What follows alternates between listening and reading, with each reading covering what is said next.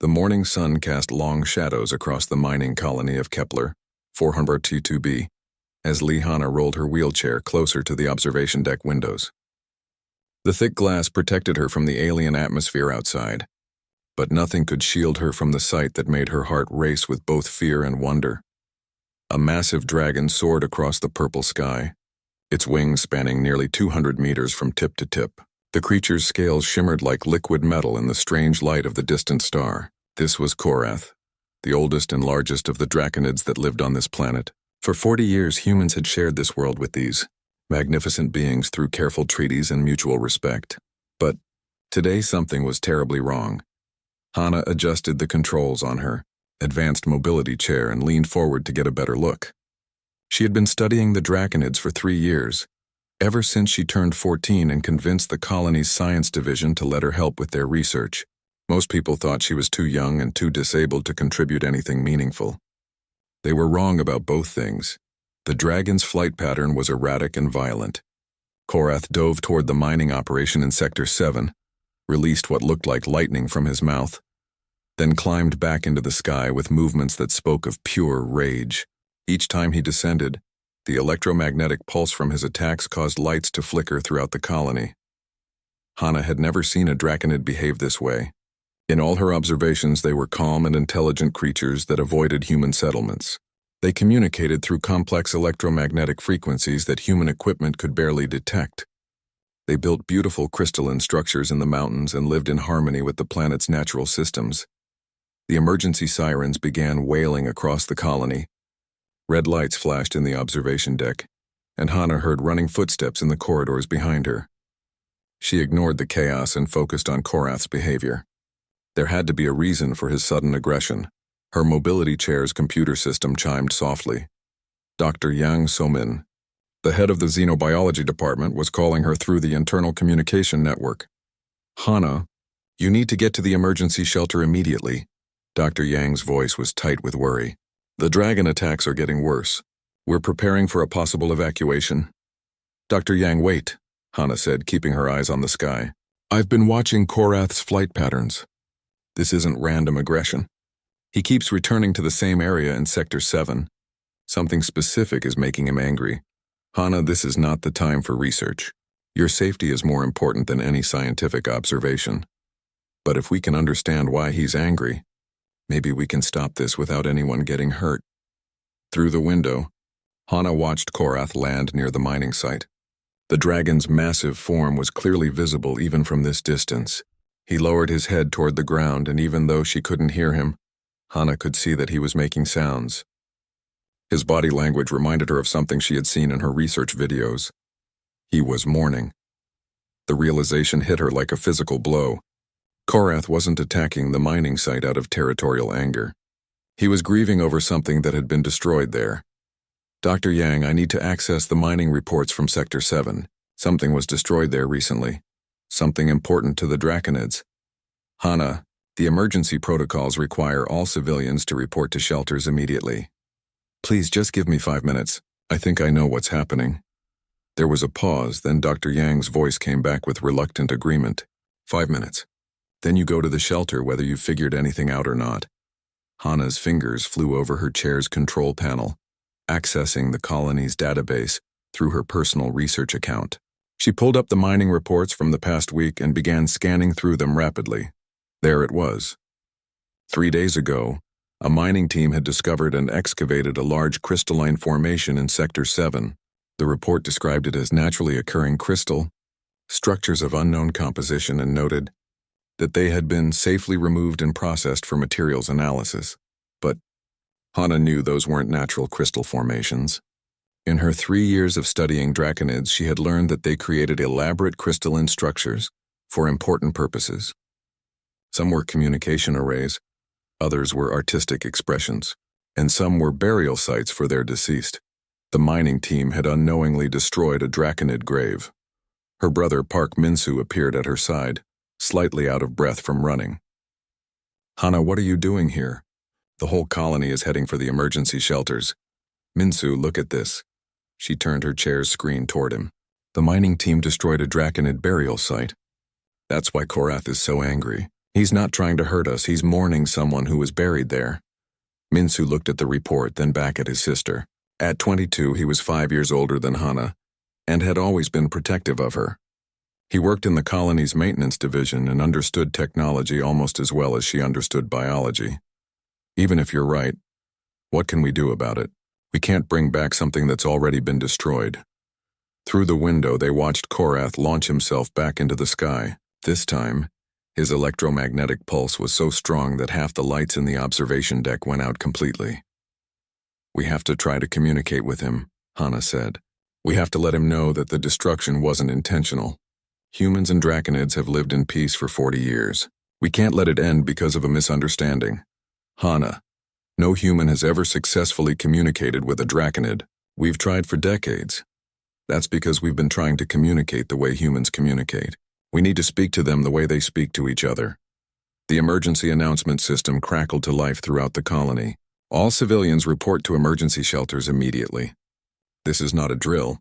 The dragon attacks are intensifying and we are preparing for possible evacuation. Hana looked at her brother, then back at the sky where Korath was beginning another dive toward the mining site. Minsu, what if I could find a way to reach him? What if I could make him understand that we didn't mean to desecrate his sacred site? Hana, you're 17 years old and you can't walk. How do you expect to communicate with an enraged dragon? She had heard variations of that question her entire life. She couldn't walk, so people assumed she couldn't do many other things either. They were wrong then, and they were wrong now. I don't need to walk to think. I don't need to walk to understand draconid behavior. And I don't need to walk to try to save both our species from a war that doesn't need to happen. Minsu stared at her for a long moment. He had seen his sister overcome impossible challenges before. When doctors said she would never be able to live independently, she had proven them wrong. When teachers said she couldn't keep up with advanced courses, she had graduated early. When the science department said she was too young to contribute to research, she had become their best draconid expert. What do you need me to do? He asked quietly. Hana smiled for the first time since the attacks began. Help me modify my chair's communication system. If I'm going to talk to a dragon, I'm going to need better equipment. Minsu worked quickly to modify Hana's mobility chair, while she studied electromagnetic frequency patterns on her computer screen.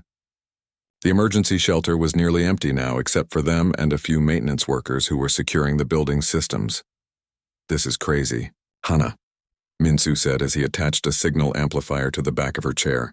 Even if your theory is right about the burial site, how do you know Korath won't just attack you on sight? Because I've been studying draconid behavior for 3 years, Hana replied, not looking up from her screen. They're not mindless monsters. They're intelligent beings with complex social structures. If I can show him that I understand what was lost, maybe he'll listen. The lights flickered again as another electromagnetic pulse hit the colony. Through the shelter's small windows, they could see Korath circling in the distance, his massive form dark against the purple sky. Hana's research had taught her that draconids communicated through electromagnetic frequencies that changed based on their emotional states. Anger produced sharp, rapid pulses. Sadness created long, low waves. Joy generated complex harmonics that sounded almost musical when converted to audio. But no human had ever successfully initiated communication with a draconid. They had only learned to listen and interpret. There, Minsu said, stepping back from the chair. I've connected the communication amplifier to your chair's power system. You'll be able to transmit electromagnetic signals, but Hana, the range is limited. You'd need to get close to Korath for him to receive anything. How close? Maybe 50 meters. 60 at most. Hana felt her heart skip a beat. 50 meters from an enraged dragon was practically touching distance, but she had made up her mind. Help me download the frequency analysis software to my portable unit, she said. If I'm going to talk to him, I need to understand what he's saying back. As Minsu transferred the programs, Hana opened a communication channel to Dr. Yang in the main command center. Dr. Yang, I've figured out why Korath is attacking the mining site. Hana, you should be in the emergency shelter. I am in the shelter. Listen, the mining team destroyed a draconid burial site 3 days ago. Korath isn't being territorial, he's mourning. We accidentally desecrated something sacred to his people. There was a long pause before Dr. Yang responded. Even if that's true, what can we do about it now? The crystals have already been processed into raw materials. We need to let him know it was an accident. We need to apologize. Hana, no human has ever successfully communicated with a draconid. Then maybe it's time someone tried. Another electromagnetic pulse shook the building, stronger than the previous ones.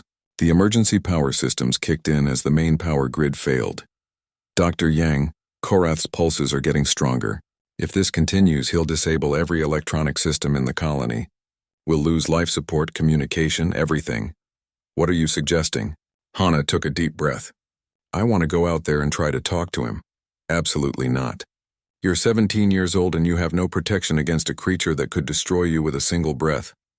But I have something no one else has, Hana said. I understand their behavior patterns and I'm not afraid. That wasn't entirely true. She was terrified. But fear had never stopped her before and it wouldn't stop her now. Dr. Yang, if we evacuate the colony, where will we go? This is our home. These people have built their lives here. And the draconids have been here for thousands of years. We can't just abandon everything because of a misunderstanding. Minsu was listening to both sides of the conversation. He looked at his sister with a mixture of admiration and terror. Hana, if you're really going to do this, you'll need more than just communication equipment. What do you mean?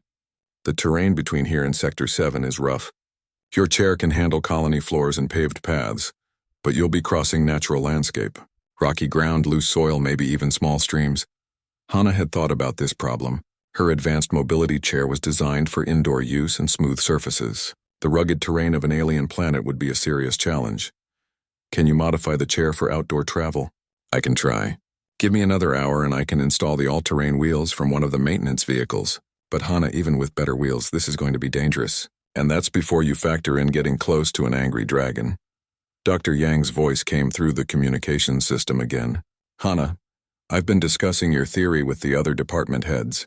Colonel Chojiwan wants to launch a military strike against Korath before his electromagnetic pulses disable our defensive systems completely.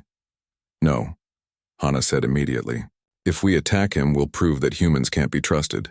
It will mean war between our species. Then what alternative do we have?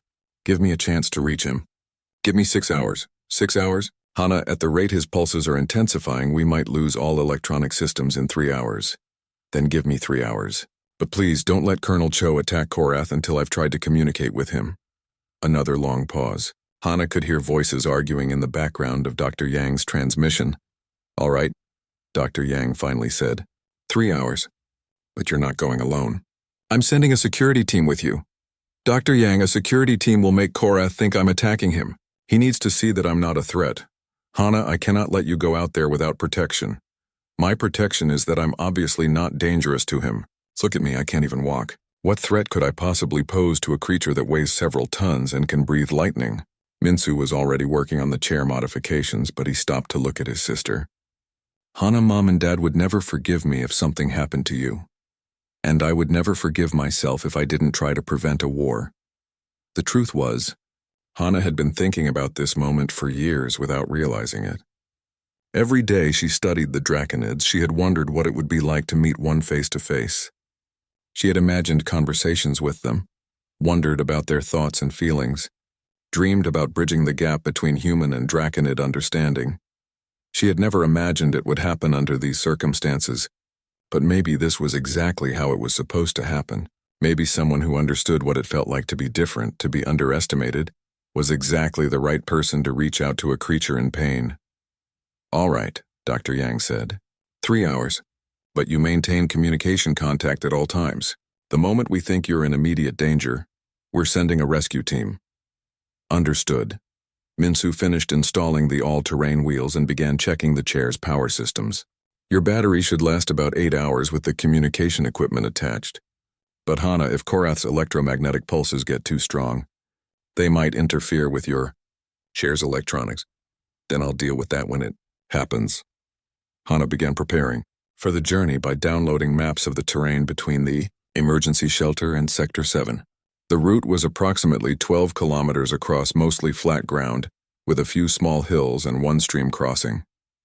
Under normal circumstances, it would take her about 90 minutes to cover that distance. But these weren't normal circumstances. She would be traveling across rough terrain while an enraged dragon circled overhead. Minsu, I need you to monitor my progress from here. If my communication system fails, Use the colony's emergency broadcast system to send electromagnetic pulses in the pattern I showed you. It means peaceful approach in what I think is Draconid language. You think?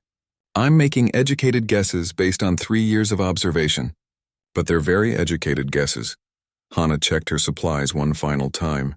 Food and water for 12 hours. Backup power cells for her chair, the communication equipment, and her portable computer with all her research data. She was as ready as she could be. Dr. Yang, I'm leaving the emergency shelter now. Beginning approach to Sector 7. Acknowledged, Hana, please be careful. Minsu hugged his sister tightly. Bring yourself home safe, okay? I will. Hana guided her modified chair toward the shelter's exit. Through the airlock, she could see the alien landscape of Kepler 442b stretching out before her. Somewhere out there, an ancient dragon was mourning the loss of something sacred. She was going to find him and try to help him heal. The alien terrain of Kepler 442b was harder to cross than Hana had expected. Her modified mobility chair handled the rocky ground better than before. But every few minutes she had to stop and find a new path around obstacles that would have been easy for someone with working legs to climb over. The purple grass was taller than it looked from the colony windows, reaching almost to the level of her chair's armrests. Strange crystalline formations jutted up from the ground like frozen lightning, and the air smelled of something that reminded her of metal and flowers mixed together. Above her, Korath continued his circling pattern. Each time he passed overhead, Hana could feel the electromagnetic pulse from his presence making her equipment flicker. Her portable computer screen wavered, and her communication system produced bursts of static. She had been traveling for 40 minutes when she reached the stream Minsu had identified on the map. The water was shallow, but the banks were steep and muddy. Her chair's new wheels spun helplessly in the soft ground for several minutes before she found a spot where fallen rocks created a natural bridge. Halfway across the stream, her chair's left wheel got caught between two stones. Hana tried to reverse direction, but the wheel was stuck tight. She was trapped in the middle of running water with an angry dragon circling above her. For a moment, she felt the familiar frustration that had plagued her entire life. Everyone else could simply step over obstacles like this. Everyone else could jump down from their chair and push it free. Everyone else had options that she did not have. But Hana had learned long ago that feeling sorry for herself never solved anything. She studied the problem carefully, then used her chair's extending arm tool to lever the wheel free from the rocks. It took 15 minutes, but she made it across the stream. Her communication system chimed with an incoming message from Dr. Yang. Hana, your progress is slower than expected. Korath's electromagnetic pulses are getting stronger. We're starting to lose non-essential systems throughout the colony. I understand, Dr. Yang. I'm about halfway to Sector 7. The terrain is challenging, but I'm making steady progress. Colonel Cho is pushing for immediate military action. I'm running out of arguments to give you more time. Hana looked up at Korath's massive form as he completed another circle above the mining site. Tell Colonel Cho that attacking Korath now would be the worst mistake in human history. We would be destroying 40 years of peaceful coexistence because we were too impatient to try communication first. How can you be so confident that communication will work? Because I've spent 3 years studying how Draconids think and behave. They're not violent by nature. Korath is acting out of grief, not aggression. If I can show him that we understand his loss and that we want to make things right, he'll listen. And if you're wrong? Hana didn't answer immediately. If she was wrong, she would probably die, and the colony would be forced to evacuate or fight a war they couldn't win. But she wasn't wrong. She couldn't be wrong. I'm not wrong, Dr. Yang. She ended the communication and continued toward Sector 7. The mining site was visible in the distance now, a cluster of machines and excavated ground that looked like a scar on the natural landscape. As she got closer, Hana began to see the full extent of what the mining team had destroyed. The crystalline formations they had removed weren't just random crystal growth. They had been arranged in complex patterns that formed beautiful geometric designs. Even broken and scattered, the remaining pieces showed evidence of careful construction and artistic planning. This hadn't been just a burial site. It had been a work of art created over many years, maybe decades. The mining team had unknowingly destroyed something irreplaceable. Korath's flight pattern changed as Hana approached the mining site. Instead of wide circles, he began flying in tight loops directly above the excavated area. His electromagnetic pulses became more frequent and more intense. Hana's chair systems began failing one by one. First, her backup navigation system shut down. Then her emergency beacon stopped transmitting. Her main computer screen flickered constantly and her communication equipment produced nothing but static. She was still more than 100 meters from the excavation site when Korath suddenly changed direction and flew straight toward her. The dragon was even more massive up close than she had imagined. His wingspan cast a shadow that covered her completely, and when he landed 50 meters in front of her chair, the ground shook with the impact. Korath's scales were not just metallic silver as they appeared from a distance. Up close, Hana could see that they shifted color with his movements, showing flashes of deep blue and purple that seemed to pulse with his heartbeat. His eyes were larger than her entire head, and they glowed with an inner light that matched the electromagnetic energy flowing through his body. The dragon stared at her for a long moment, and Hana realized that this was the closest any human had ever been to a living draconid. All previous studies had been done from a distance using telescopes and remote sensors. Korath opened his mouth slightly, and Hana could see the electrical energy building inside. One breath from him could destroy her and her chair completely. But instead of attacking, he made a sound that was part roar and part something like music. Her communication equipment was completely dead now, disabled by the intensity of Korath's electromagnetic field. Hana couldn't send electromagnetic pulses to try to communicate with him. She couldn't call for help. She couldn't even record what was happening, but she realized she didn't need her equipment to communicate. Not yet. Hana slowly raised her hands where Korath could see them, palms open to show she carried no weapons. She had studied enough draconid behavior to know that they understood body language, even if they had never seen human body language before. Korath tilted his massive head to one side, clearly studying her. His electromagnetic pulses slowed from rapid bursts to longer, more complex patterns. Hana recognized the change. His emotional state was shifting from anger to curiosity. She pointed slowly toward the excavated area, where the crystalline formations had been destroyed, then placed her hand over her heart. Then she looked directly into Korath's glowing eyes and shook her head sadly. The gesture was simple but unmistakable. She was showing him that she understood something important had been lost here, and that she was sorry for the loss. Korath responded with a sound unlike anything Hana had ever heard. It was deep and musical and full of a sadness so profound that it made her want to cry. The electromagnetic pulses from his body shifted into patterns that felt like waves of grief washing over her. But he didn't attack. Instead, he moved closer, until he was less than 20 meters away from her chair. At this distance, Hana could see that Korath's eyes held intelligence equal to any human she had ever met. This was not a beast or a monster. This was a person who happened to be shaped like a dragon, and he was in more emotional pain than she could imagine. She reached into her chair's storage compartment and pulled out her portable computer. The screen was barely functional, flickering and distorted by electromagnetic interference. But she managed to access her research files, slowly. Careful not to make any sudden movements that might alarm Korath, Hana turned the computer screen toward him. On the screen was a photo she had taken 3 years ago of an intact draconid crystalline formation in the mountains near the colony. The formation in the photo was smaller than what had been destroyed here, but it showed the same geometric patterns and artistic arrangement. Hana was showing Korath that she understood what his people created, that she recognized the beauty and meaning of what had been lost. Korath stared at the image for several seconds, then looked back at Hana with what she could only describe as surprise. His electromagnetic pulses shifted again, this time into patterns that felt like questions. Hana nodded and scrolled through more images on her computer.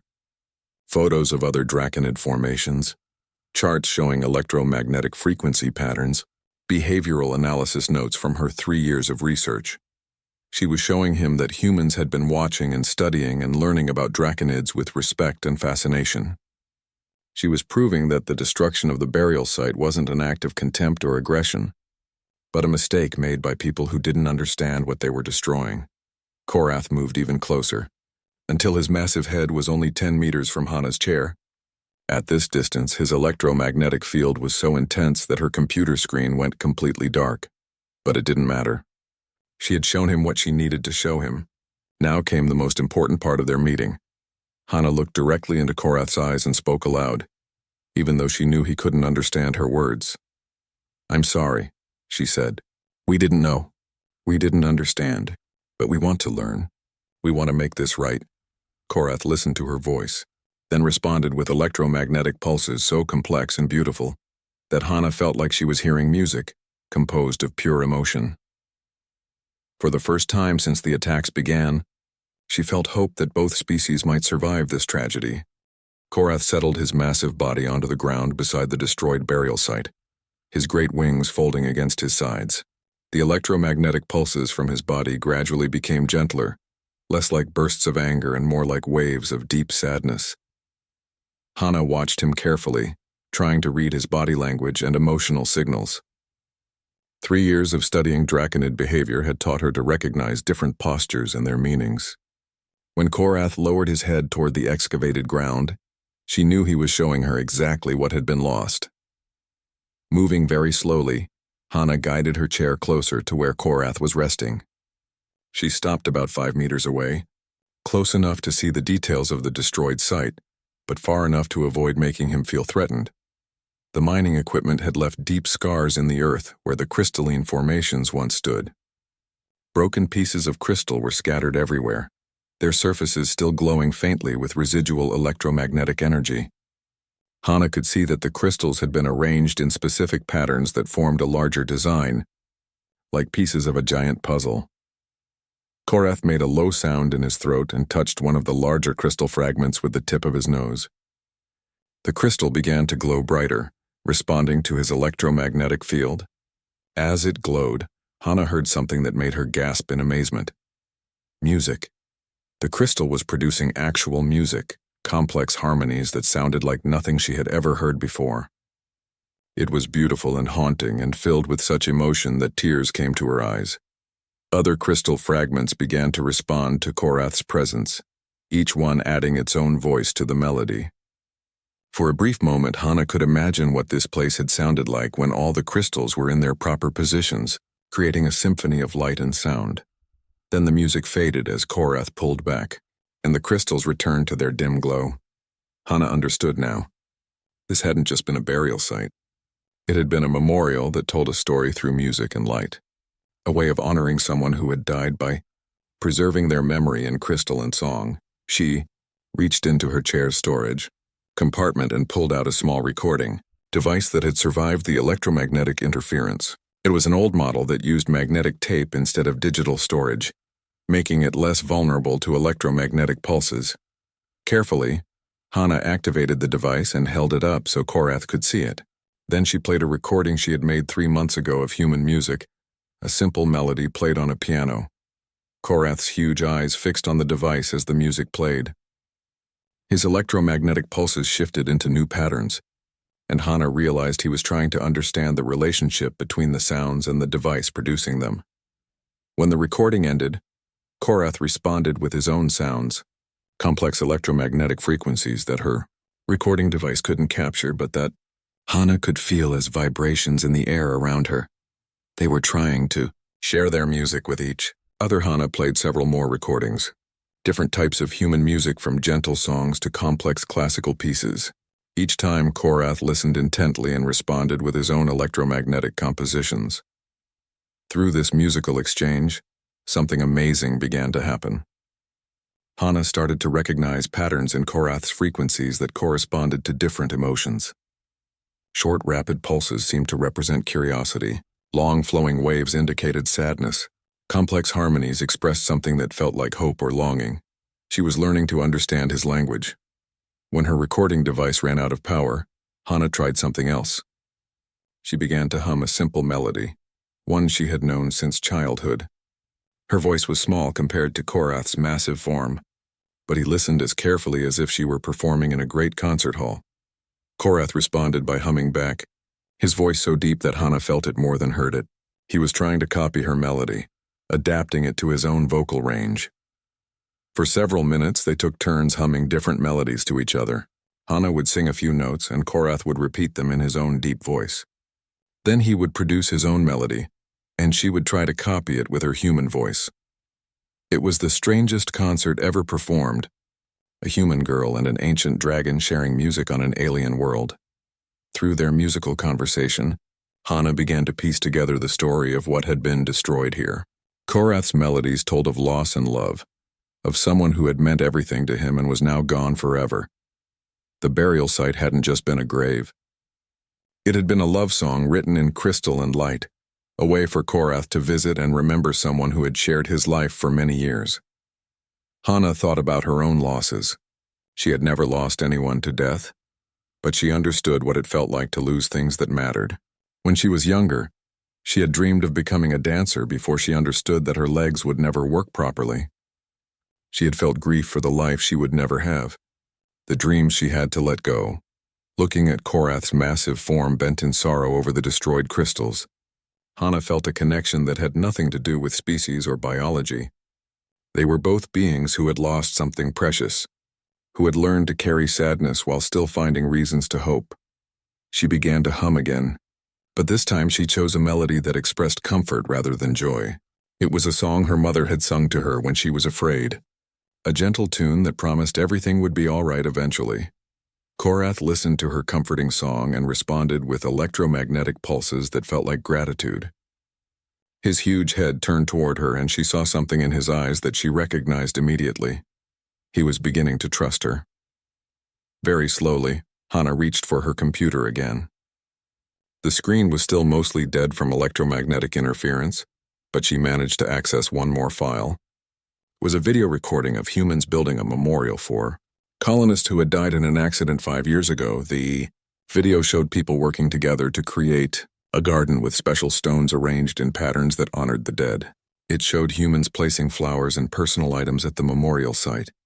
It showed them returning regularly to remember and grieve and celebrate the lives that had been lost.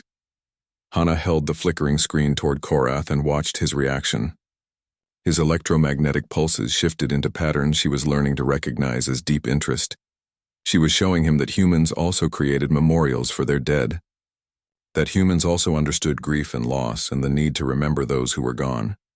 Korath studied the video carefully, then looked back at the destroyed crystal formation. His electromagnetic pulses became more complex and Hana realized he was asking her a question. She couldn't understand the specific words, but the meaning was clear. He wanted to know if humans would help him rebuild what had been destroyed. Hana nodded firmly and pointed to herself, then to the scattered crystals, then back to herself. She was promising to help, to find a way to restore what had been lost. Korath's response was unlike anything she had heard from him before. His electromagnetic pulses became organized into what could only be described as words, complex patterns that repeated in structured ways. He was trying to teach her his language. For the next hour, Korath patiently produced different electromagnetic patterns, while Hana tried to record them with her damaged equipment. He would make a sound, point to an object, or perform an action, then repeat the sound. Slowly, Hana began to build a basic vocabulary. The pattern that meant crystal was different from the one that meant ground or broken or sad. Korath was an incredibly patient teacher, repeating lessons until she could distinguish between similar patterns. When her computer finally died completely, Hana continued learning by listening to the electromagnetic patterns and associating them with Korath's gestures and expressions. By the time the sun began to set over Kepler 442b, casting long shadows across the destroyed memorial site, Hana had learned enough of Korath's language to understand his most important message. The crystal formation hadn't just been a memorial for one individual. It had been a memorial for his mate Sirana, who had died many years ago. But more than that, it had been a repository of knowledge, containing songs and stories and wisdom that Sirana had created during her lifetime. When the mining team destroyed the crystals, they hadn't just destroyed a grave. They had destroyed a library, a museum, and a concert hall all combined into one irreplaceable work of art. But Korath's final message of the day gave Hana hope.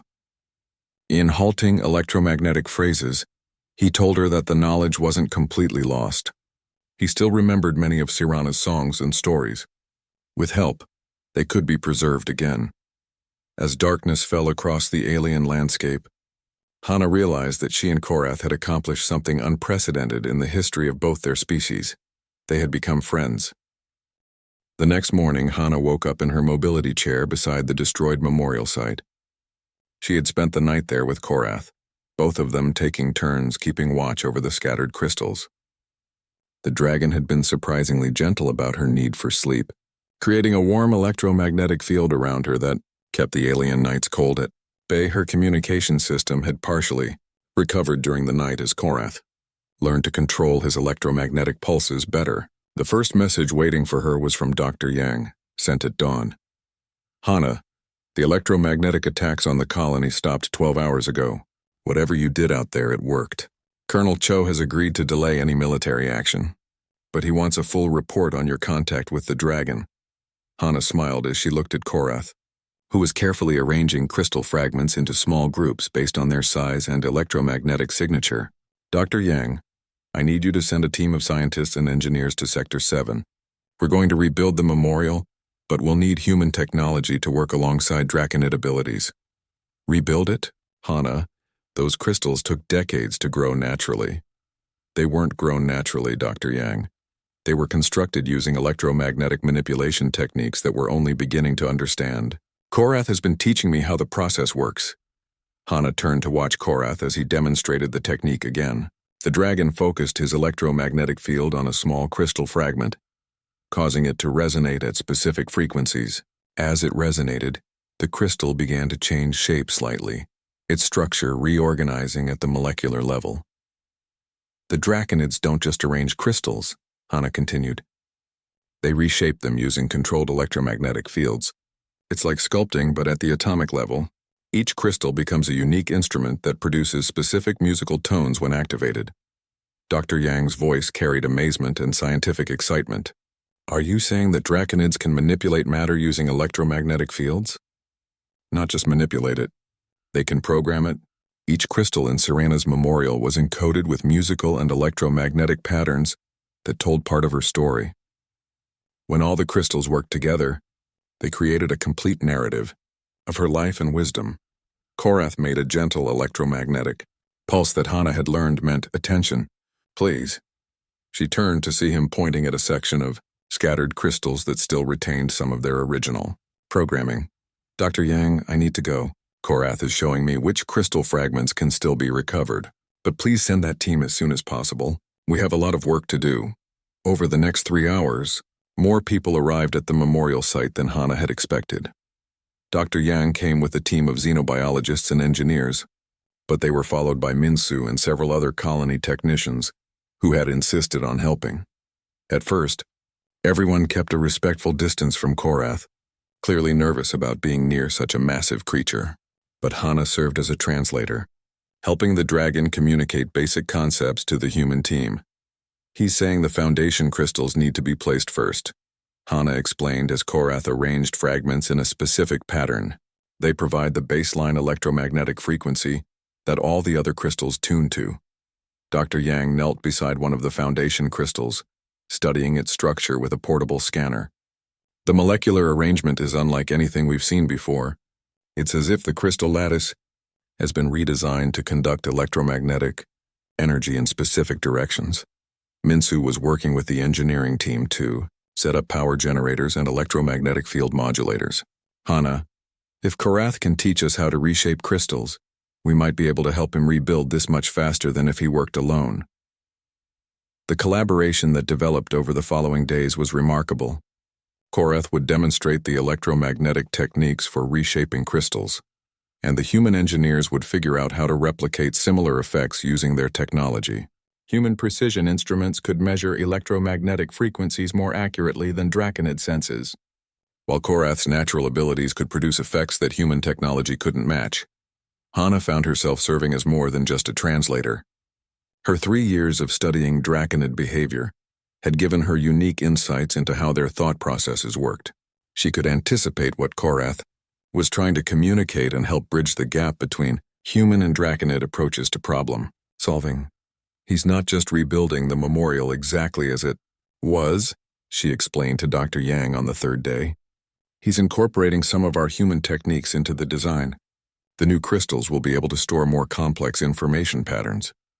The most amazing discovery came when they realized that human and Draconid technologies could enhance each other. Human computers could calculate optimal crystal arrangements, While Draconid electromagnetic manipulation could implement those arrangements with perfect precision, Korath seemed to enjoy working with the human team. He was especially fascinated by their computers and instruments, spending long periods studying how human technology converted electromagnetic signals into visual displays and audio outputs. On the fourth day, something unexpected happened. Korath began teaching electromagnetic manipulation techniques not just to the engineers, but to anyone who showed interest in learning. Minsu discovered that he had a natural talent for generating small electromagnetic fields using modified human equipment. "It's like learning a new language," Minsu told his sister as he successfully reshaped a small crystal under Korath's guidance. "Once you understand the basic principles, it becomes intuitive." Dr. Yang was documenting everything for the colony's historical records. "We're witnessing the birth of an entirely new field of science. The combination of human engineering and Draconid electromagnetic abilities is creating possibilities neither species could achieve alone. But the most important breakthrough came when they began recovering Serana's stored knowledge from the damaged crystals. Each fragment contained pieces of information that, when properly decoded, revealed aspects of Draconid history, philosophy, and scientific understanding. Serana wasn't just Korath's mate, Hana realized as she helped decode a particularly complex crystal fragment. She was a scientist and philosopher who had been studying the relationship between electromagnetic fields and consciousness for centuries. The fragment contained detailed observations about how electromagnetic patterns could influence thought and emotion, not just in Draconids but potentially in any species with sufficient neural complexity. "This is revolutionary," Dr. Yang said as he studied Serana's research notes. She was exploring concepts that human science is only beginning to investigate. Her work could advance our understanding of consciousness and communication by decades. Korath's electromagnetic pulses carried deep satisfaction as more of Serana's knowledge was recovered and preserved in the new crystal arrangements. But Hana sensed something else in his communications, something that felt like gratitude mixed with wonder. Through their work together, Korath was learning that humans weren't just another species to coexist with. They were potential partners in understanding the universe, beings who shared his curiosity about how things worked and his desire to preserve knowledge for future generations. On the fifth day, as the new memorial began to take its final shape, Korath did something that surprised everyone. He created a new section of crystals specifically designed to store human knowledge alongside Draconid wisdom. "He wants to preserve our music and stories too," Hana translated as Korath explained his intentions. "He's making this memorial a place for both species to remember and learn from each other." The collaboration had grown beyond rebuilding what was destroyed. They were creating something entirely new, a symbol of cooperation that neither species could have imagined before. As the sun set on the fifth day, Hana looked at what they had accomplished together. The new memorial was larger and more complex than the original, incorporating both Draconid artistry and human engineering. When activated, it would be able to produce music more beautiful than either species could create alone. But more important than the memorial itself was what its creation had proven. Humans and Draconids could work together as equals, combining their different strengths to achieve results that neither could accomplish in isolation. "We're not just rebuilding a memorial," Hana told Dr. Yang as they watched Korath add the final electromagnetic programming to the central crystal array. "We're building the foundation for a new kind of relationship between our species." Tomorrow, they would activate the completed memorial for the first time, and both species would hear Serana's wisdom preserved in crystal and song, enhanced by human technology and Draconid artistry working in perfect harmony. The morning of the memorial activation brought visitors from across the galaxy. Word of the successful human-Draconid collaboration had spread quickly through interstellar communication networks, and representatives from dozens of alien species had requested permission to witness the ceremony. Hana sat in her mobility chair at the center of the restored memorial site, surrounded by crystalline formations that rose like frozen music from the alien ground. The new memorial was 3 times larger than the original, its crystals arranged in complex geometric patterns that incorporated both Draconid artistic traditions and human mathematical principles. "Are you nervous?" Dr. Yang asked as he made final adjustments to the recording equipment that would document the activation for scientific study. A little, Hana admitted. We've tested individual crystal arrays, but we've never activated the entire memorial at once. If we made any mistakes in the programming, we'll find out very quickly. Korath was positioned near the central control crystal, his massive form perfectly still as he prepared for the delicate electromagnetic work ahead. Over the past week, he had taught human engineers enough about crystal programming that they could assist with the activation, but the primary control still required his natural abilities. Representatives from the Altarian Council, the Vegan Trade Federation, and the Centauri Science Collective had arrived the previous evening. They maintained respectful distances from both the humans and Korath, but their interest in the proceedings was obvious. The entire galaxy is watching, Minsu said as he checked the power connections one final time. No pressure or anything. Colonel Cho Jiwan had opposed allowing alien observers to attend the ceremony, arguing that it revealed too much about human and draconid capabilities. But Administrator Kim Daeho had overruled him, recognizing the diplomatic importance of the event. This memorial represents more than just cooperation between our two species, Kim had announced. It demonstrates that peaceful collaboration can achieve results that conflict never could. Hana had mixed feelings about the political attention their project was receiving. She was proud of what they had accomplished, but she worried that some people were missing the point. This wasn't about demonstrating superiority or gaining advantage over other species. It was about healing grief and preserving knowledge. Korath is ready to begin, she announced as the dragon's electromagnetic pulses shifted into the complex patterns that would initiate the activation sequence. The first crystals to respond were the Foundation Array, their deep blue glow spreading slowly through the memorial's base structure. As each crystal activated, it began producing its programmed musical tone, starting with low bass notes that Hana felt more than heard. Gradually, more crystal arrays joined the symphony. Middle frequencies added harmony to the base foundation, while higher crystals contributed delicate melodies that danced above the deeper tones. The music was unlike anything any of the observers had ever experienced, a composition that existed in multiple dimensions of sound and electromagnetic energy simultaneously. But the memorial was creating more than just music. As the crystals reached full activation, they began projecting holographic images into the air above the site. The images showed scenes from Sirana's life, her scientific discoveries, her philosophical writings, and her relationship with Korath. Incredible, whispered Dr. Yang as he watched Sirana's holographic form demonstrate electromagnetic crystal manipulation techniques. We're seeing educational content that was created centuries ago, but it's more advanced than anything in our current databases. The alien observers were equally impressed. The Altarian representative, a being that resembled a walking tree with crystalline leaves, moved closer to study the holographic displays. The Centauri delegate, whose species communicated primarily through bioluminescent patterns, was flashing colors in what Hana recognized as their expression of amazement. As the memorial reached full activation, something unexpected happened. The crystals began responding to the electromagnetic fields generated by the various alien observers, incorporating their bioelectrical signatures into the musical composition. It's adapting, Hana realized with excitement. The memorial isn't just playing Sirana's programmed content. It's creating new music based on who's here to experience it. Each species contributed its own electromagnetic signature to the symphony. The Altarian's crystalline biology added bell-like chimes to the composition. The Centauri delegate's bioluminescent communication created patterns of light that synchronized with the music. Even the humans, with their relatively weak bioelectrical fields, contributed subtle harmonies to the overall experience. Korath's electromagnetic pulses carried profound satisfaction as he watched the memorial respond to its diverse audience. This was beyond what he and Sirana had ever imagined when they first created memorial crystals together centuries ago, but the most remarkable moment came when the memorial began, displaying new content that hadn't been programmed by anyone.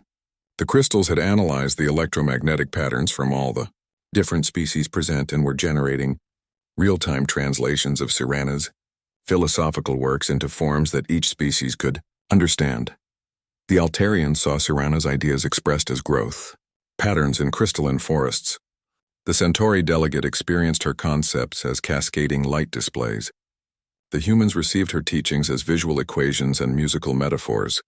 The memorial is thinking, Dr. Yang said in amazement.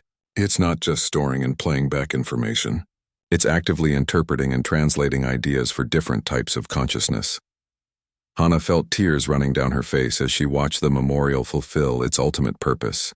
This wasn't just a monument to the dead. It was a living bridge between different forms of intelligence, a way for beings to share understanding across the boundaries of biology and culture. The activation ceremony lasted 3 hours, but none of the observers seemed to notice the passage of time. They were all absorbed in experiencing Sirana's wisdom, filtered through their own unique ways of perceiving reality. When the memorial finally began to quiet, returning to a gentle background hum of activity, the alien representatives approached Hana and Korath with obvious respect. The Altarian delegate spoke first, its crystalline voice chiming like wind through glass. This memorial demonstrates capabilities that our species has sought for millennia, the ability to share true understanding between different forms of consciousness. The Centauri representative flashed patterns of light that Hana's translation device rendered as formal diplomatic language. The Centauri Science Collective wishes to establish formal research partnerships with both human and draconid scientists. We believe this collaboration could benefit all our peoples. Similar requests came from the other alien observers. The memorial activation had accomplished something that decades of traditional diplomacy had failed to achieve. It had proven that cooperation between species could create results that transcended the limitations of any single form of intelligence. But the most important response came from an unexpected source. As the ceremony concluded, Korath received electromagnetic communications from other draconids across the planet. His people had felt the memorial's activation through their natural electromagnetic senses, and they were curious about what had been created. More of my people want to meet with humans, Korath told Hana through their established communication patterns. They want to learn about your technologies and share their own knowledge. Dr. Yang was already making plans for expanded research facilities. We'll need to establish a permanent institute here. This site could become the center for interspecies scientific cooperation in this part of the galaxy. Administrator Kim was discussing diplomatic protocols with the alien representatives, establishing frameworks for ongoing cooperation and knowledge exchange. But Hana was focused on something else entirely. As she watched the memorial's crystals continue their gentle background harmonies, she realized that they had created something that would outlast all of them. Future generations of humans, draconids, and countless other species would be able to visit this site and experience Sirana's wisdom, enhanced by whatever new knowledge they brought with them. We didn't just rebuild a memorial, she told Minsu as they prepared to return to the colony. We created a way for knowledge and understanding to grow forever. The memorial would continue to evolve, learning from each visitor and adding their insights to its ever-expanding library of interspecies wisdom. What had begun as a tragedy, the accidental destruction of something precious, had become the foundation for unprecedented cooperation between species across the galaxy. As the alien representatives departed to carry news of the memorial to their homeworlds, Hana knew that everything had changed. The cooperation between humans and draconids had opened possibilities that none of them had imagined when this journey began. Tomorrow would bring new challenges and new opportunities. But tonight, the memorial sang its eternal song of hope and understanding beneath the alien stars. 6 months after the memorial activation, Hana stood before the Galactic Council on the neutral station orbiting Proxima Centauri. Her mobility chair had been upgraded again, this time incorporating both human technology and draconid electromagnetic enhancements that allowed her to interface directly with alien communication systems. Representatives from 47 different species filled the circular chamber, their diverse forms creating a living rainbow of galactic civilization. Some breathed oxygen like humans, others required specialized atmospheric suits, and a few existed as pure energy patterns projected through crystalline matrices. Honored delegates, Hana began, her voice carried through the chamber by universal translators. 6 months ago, my species made a terrible mistake. We accidentally destroyed something sacred to our planetary neighbors, the draconids. That mistake could have led to war, evacuation, and the end of peaceful coexistence. Korath was present in the chamber as well, his massive form accommodated by a specially designed platform that allowed him to participate in the proceedings. His electromagnetic presence provided a calming influence that many of the energy-based species found comforting. Instead, Hana continued, that mistake became the foundation for the greatest cooperative achievement in recorded galactic history. The memorial we built together has become more than a monument to the past. It has become a template for how different species can combine their unique abilities to create something greater than the sum of their parts. The chamber was completely silent as delegates listened to her words. Many of them had visited the memorial over the past months, experiencing firsthand how it adapted to different forms of consciousness and translated ancient wisdom into formats their species could understand. The memorial taught us that cooperation isn't about overcoming our differences, Hana said. It's about celebrating them. Every species brings unique perspectives and abilities that can enhance the understanding of all others. The Altarian delegate, whose crystalline form had grown brighter during Hana's speech, spoke first. The Memorial Project has already produced breakthrough discoveries in our understanding of consciousness and electromagnetic fields. Our joint research with human and draconid scientists has advanced our knowledge by centuries. Similar testimonials came from representatives of other species. The Vegan Trade Federation had implemented new diplomatic protocols based on the communication methods developed during the Memorial Project. The Centauri Science Collective had established permanent research stations near Kepler 442b to study the ongoing evolution of the Memorial's artificial intelligence, but not everyone in the chamber was supportive of the changes that were sweeping through galactic civilization. The Terran Military Alliance, represented by Colonel Cho Ji-won, had argued that humanity was sharing too much advanced technology with potentially dangerous alien species.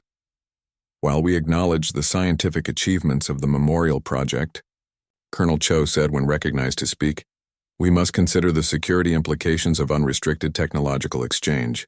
Some of these capabilities could be weaponized. Hana had expected this objection. Colonel Cho, the Memorial Project has proven that cooperation produces far better results than competition or conflict. Every species that has participated in joint research has gained more than they contributed. But what happens when a hostile species gains access to these technologies? Before Hana could respond, an unexpected voice joined the debate. It came from the Void Speakers, one of the most ancient and mysterious species in the galaxy. They rarely participated in galactic politics, communicating only through electromagnetic patterns that most species couldn't detect. Korath translated their message for the chamber. The Void Speakers say that in their observations of galactic civilization over millions of years, they have never seen a species develop hostile intentions after experiencing true cooperative exchange with others. Aggression comes from fear and misunderstanding. Cooperation eliminates both. The statement carried enormous weight in the chamber. The Void Speakers were considered the wisest species in the galaxy, and their support for the Memorial Project influenced many undecided delegates. Dr. Yang, who had been appointed as humanity's chief science representative, presented the formal proposal that Hana and Korath had developed together. We propose the establishment of a permanent interspecies cooperation institute with facilities throughout the galaxy. Each facility would be modeled on the Memorial's design, adapting to local species and serving as both research centers and diplomatic meeting places. The proposal included provisions for protecting each species' most sensitive technologies while encouraging the sharing of knowledge that could benefit everyone. It outlined protocols for peaceful first contact with newly discovered civilizations and established frameworks for resolving conflicts through cooperative problem-solving rather than force. The debate continued for hours, but the outcome was never really in doubt. Too many species had already experienced the benefits of the Memorial Project to reject the proposal entirely. The final vote was 39 in favor, 6 opposed, and 2 abstentions. As the session concluded, Hana found herself surrounded by alien delegates who wanted to discuss implementation details. The membrane-based Aquarians were interested in underwater research facilities. The silicon-based lithoids wanted to explore applications in extreme temperature environments. But the most meaningful conversation came from an unexpected source. The energy beings from the Omega Nebula, who had never shown interest in physical cooperation before, expressed fascination with the memorial's ability to bridge different types of consciousness. Your memorial suggests that intelligence itself may be more universal than we previously understood. Their electromagnetic representative communicated through Korath. We would like to participate in expanded research to explore the fundamental nature of consciousness across all forms of life.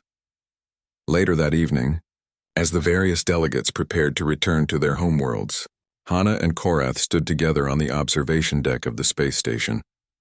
Through the transparent aluminum windows, they could see the stars of dozens of civilizations that would soon be connected through the Interspecies Cooperation Institute. Sirana would be proud, Korath said through their private communication link. Her wisdom is now spreading to species she never imagined existed. Hana nodded, watching as a ship from the Altarian system departed for home, carrying plans for their sector's first cooperation facility. She would also be amazed by how much her memorial has grown beyond what either of you originally created. The memorial on Kepler 442b had indeed continued to evolve. Each new species that visited contributed to its knowledge base, and its artificial intelligence had begun generating entirely new philosophical and scientific insights by combining concepts from different civilizations. There's something else, Hana said. The memorial's latest analysis suggests that consciousness might not be limited to biological or energy-based life forms. It's detected patterns that suggest some planets themselves might have rudimentary awareness. Korath's electromagnetic field shifted into patterns of wonder. If that's true, then we've only begun to understand the universe we live in. 3 years later, Hana was appointed as the first director of Galactic Cooperation, a position created specifically to oversee the growing network of interspecies research facilities. Her mobility chair had been replaced by a hybrid vehicle that could function equally well in space, underwater, in extreme gravity or in pure energy environments. The transformation in galactic civilization had been remarkable. Trade increased as species learned to trust each other. Scientific discovery accelerated as different forms of intelligence worked together on complex problems. Conflicts between civilizations dropped to historically low levels as cooperative problem-solving became the preferred method of resolving disputes. But perhaps most importantly, the galaxy had learned to see diversity as strength rather than threat. Species that had once been suspicious of each other were now eager to learn about different ways of thinking and experiencing reality. On the 5th anniversary of the memorial activation, Hana returned to Kepler 442b for the annual celebration. The original memorial site had grown into a small city, where representatives from hundreds of species lived and worked together. As she sat in the place where she had first met Korath, listening to the memorial's evolved music that now incorporated harmonies from across the galaxy, Hana reflected on how much had changed. She had begun this journey as a paralyzed teenager who felt limited by her physical condition. She had discovered that her supposed limitations were actually preparation for becoming a bridge between different forms of life. The memorial sang its eternal song around her, a composition that grew more complex and beautiful with each passing day as new voices joined the galactic chorus. Korath settled beside her, his massive form now a familiar and comforting presence. Do you ever regret that it took a tragedy to bring our species together? Hana considered the question carefully. I think Sirana's death was always meant to lead to something greater. Her memorial was just waiting for the right moment to become what it was always supposed to be.